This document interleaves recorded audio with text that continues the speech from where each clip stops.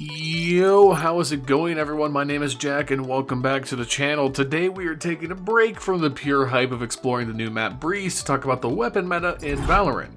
We're going to speculate a bit about weapons that might rise in popularity due to the new map's introduction, as well as doing our usual duty of showing you guys the best weapons based on the highest levels of play, the lowest levels, and everything in that beautiful chaos in between. So let's get right down to it with our question of the day, and that's, if you've played Breeze, what are your thoughts on it thus far? Now obviously, it's very early days, standard strats aren't set and the meta is very much developing before our eyes, but how a map feels to play is something that most of us will have a clue on pretty quick. For me personally, I think this is the best map in Valorant, full stop. It's amazing, but that's just me, and maybe I'm a little bit biased because it's the first day hype, who knows? Let me know your thoughts in those comments down below. Alright, here it is, our glorious, beautiful tier list. We start at D, work our way up to OP. You know the drill by now. D tier weapons are the worst weapons in the game and for the most part have very little to zero viable use cases if your goal is to win. Now, normally this is where I go into my sad diatribe about how the Guardian is not good and needs help and why, and we all get sad together, but I got good news in relation to the Guardian, and that's the map Breeze. This map is so goddamn big that the Guardian is a legit option for holding a lot of angles on both offense and defense. I thought it was going to be a meme, but I was running it off and on throughout the games today, and I was shocked by how well it performed. Now let's temper expectations. This does not mean that Guardian to S tier is happening anytime soon. It's still a weapon that's awkward on basically every other map except Ascent, but for my Guardian enthusiasts in the audience, it's time to start pogging, boys. Speaking of pog, it's pretty pog to climb the ranked ladder, right? But it's tough to do it on your own, so go to SkillCapped.com and get access to our hundreds of courses designed to help improve your game. All of this is backed by our ranked improvement guarantee, so what are you waiting for? Get started at the link down below today. Keeping it moving, we are here at the C tier, the boys on the outside looking in, but it's not time to abandon ship yet. These weapons aren't bad, they're just limited. Starting off, we got the C tier mainstay at this point, the Bulldog. Again, the Bulldog, like the Guardian, actually has some good legs to stand on in relation to Breeze. Breeze is the longest range map to date, so it's a lot harder for the run and gun submachine guns to carve out their normal dominant niche. In walks weapons like the Sheriff, the Marshal, the Bulldog, and the Guardian, the rangy boys. The Bulldog stands out here as the most versatile option of those four. The burst mode actually has room to breathe here, and the hipfire is always there as a last ditch effort when things get too close for comfort. Maybe this is one of those things that I will finally get over my own Bulldog bias by being able to get used to it on a map that I feel caters to it well, but who knows, I am nothing if not vindictive. Moving on, we have the polar opposite of ranged viability in the Shorty. The Shorty is fast approaching Guardian without Breeze territory. Like occasionally, you whip this out when playing like Hookah or U-Haul on Bind or maybe like Mailroom on Split, and your goal is always to get one kill without being found and rat out a new weapon right after. That's all this thing is good for right now, and I hope we see the identity of the Shorty more fleshed out eventually, because right now, I've said it before, I think it's just an aimless weapon. Rounding out the C tier, we have the Bucky. What to say about the Bucky at this point? It's literally that meme where the Bucky looks at the judge and goes, "You took everything from me."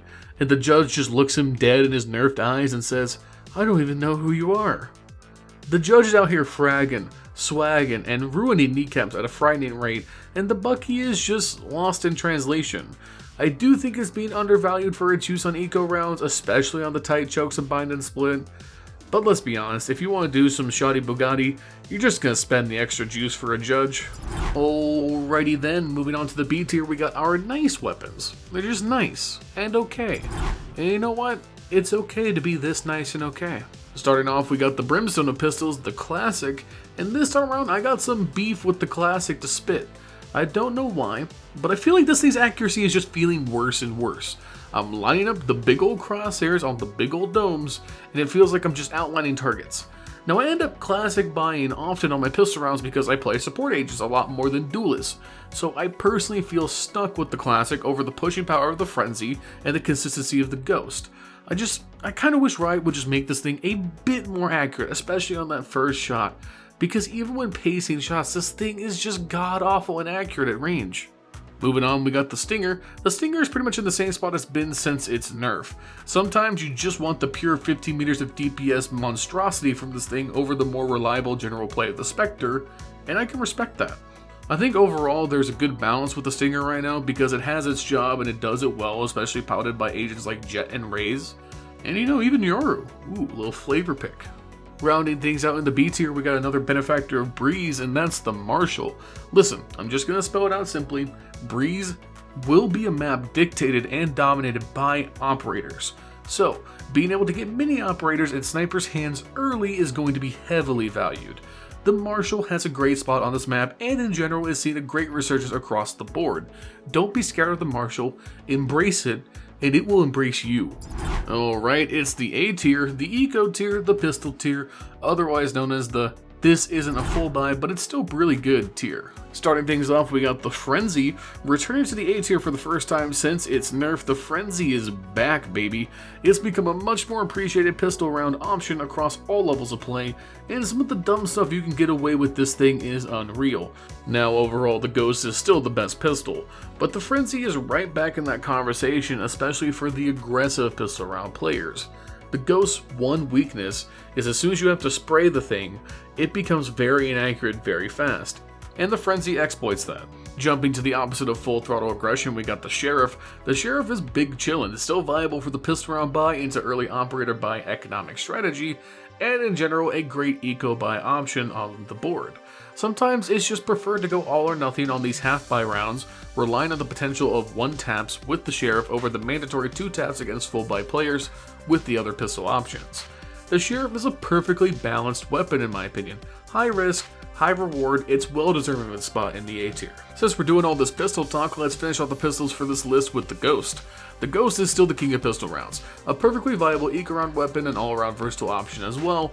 I think for Breeze's pistol round meta, you will see a heavy bias towards Ghost usage because of its incredible first shot accuracy, and therefore the Ghost spot is even further secured in the metagame.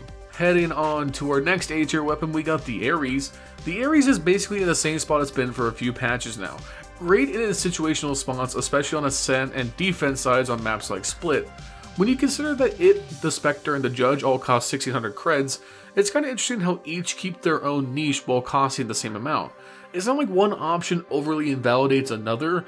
The Spectre is basically a mini rifle. It's versatile, mobile, and deadly. The Ares is the lockdown LMG for big spray downs through covers and smokes. And the Judge is for war crimes. They all serve distinct purposes. While we are at it, we might as well talk about our next A tier pick then, and that's the Spectre. The Spectre is a weapon I'm a bit conflicted on. I do think for its damage output, its running accuracy is too high, and potentially it should receive a recoil increase. Sometimes it feels like this thing absolutely dunks on full buy players because you can just kinda jiggle corners and nail dinks all day. Overall, I would say it's a tie between this and the Judge as the best eco buy weapon in the game, but you'll see when we get to the Judge that it's really kinda clear who wins. And here we are at the S tier, the full buy weapons and the best weapons in the game. Not much has changed at all here again, but we do have one new challenger approaching. The Judge rises to the S tier this time around because with Raze and Jet at an all-time high, the Judge mains are out here ruining careers left and right. The Judge is the most annoying, dumb, unfun weapon to fight in the entire game in my opinion, and its uses oscillates from mild annoyance to literally game ruining in the right hands. I think the Judge needs a nerf, flat out, I really do. Increase its price at the very least, but I think it should lose maybe some rate of fire or damage as well. This thing is just a DPS monster for no good reason. Definitely worthy of the S tier, the Judge is pain. Moving on to our next S tier pick, we got the Operator, which I think might be in contention to rise to the OP tier in the future. Breeze is an opper's paradise, and in general it seems most of the community hates fighting ops. And I have to agree. I don't know what it is. Maybe it's the way that it's hard to pressure them off of their angles sometimes, or that Jet just makes the damn thing so hard to deal with. But the Operator is definitely feeling oppressive lately, and I think a lot of people are going to struggle on Breeze initially specifically for that reason. Next up we got the Vandal. The Vandal, oddly enough, at the pro level was seeing a little bit of a dip in popularity recently, and I honestly expect that to bounce back again because of Breeze. This map is a freaking Vandal wonderland. Sharpen those skills, study those screen VODs, and start tippy-tapping everybody. The Vandal is ready for this map. The Phantom, on the other hand, at first seemed like it would be tough to work on Breeze, but after playing multiple matches as a Phantom main myself, it's definitely still a viable pick.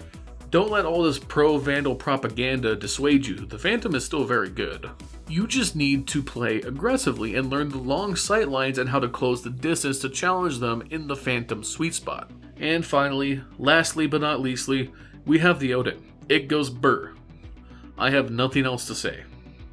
Rounding things out for now, there is no OP resonance in the weapon metagame, but I do think we are approaching a breaking point with the Operator and Judge specifically, so we'll have to wait and see in the future tier lists.